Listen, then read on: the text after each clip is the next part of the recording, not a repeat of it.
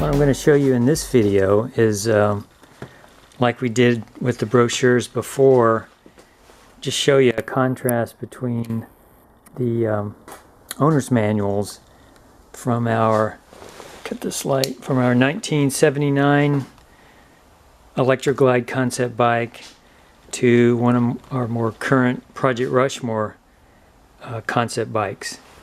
And you can see currently in the 2016 model year up to 2019 you get both a installation manual and the actual entire manual on the boombox audio system. But let's compare and contrast the installation manuals for these two model years. And back in '79 you can see how thick it was compared to what we have now, but it was still pretty comprehensive. We've got you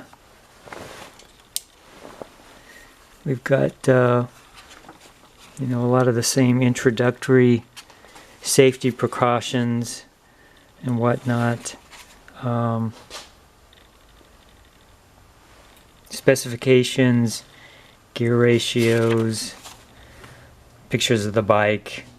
You can see what the 79 looks like from the cockpit here.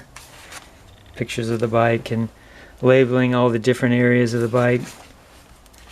But pretty much the same.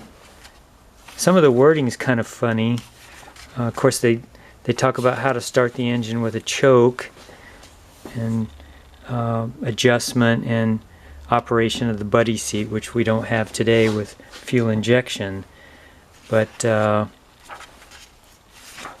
it's just kind of interesting to go through the book and look at the differences.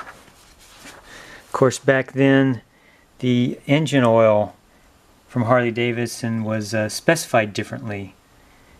So what we've done here is we've made the conversion from what Harley called grade 75 is really 40 weight, 105 is really 60 weight. So you have to make that conversion. There's no company I know that sells oil with this Harley-Davidson grade specification. What's cool in this older bike, it's actually got a, since it has a chain, of course new bikes have the rubber belt, or the composite belt, but they had a chain oiler, and you could either turn it off or turn it on and have 2 or 3 drips of oil drip on the chain as you're operating the bike. Of course back then they didn't have oil ring chains, so you had to really keep them oiled. So it talks about that, carburation, electronics, how to adjust the clutch. So just like I said, kind of interesting to look back and look at the manuals from back then to what we have today. And of course today, if you really go through this thick manual, you'll notice it's got a lot more sections on safety and warnings, thanks to the lawyers and litigation in the US.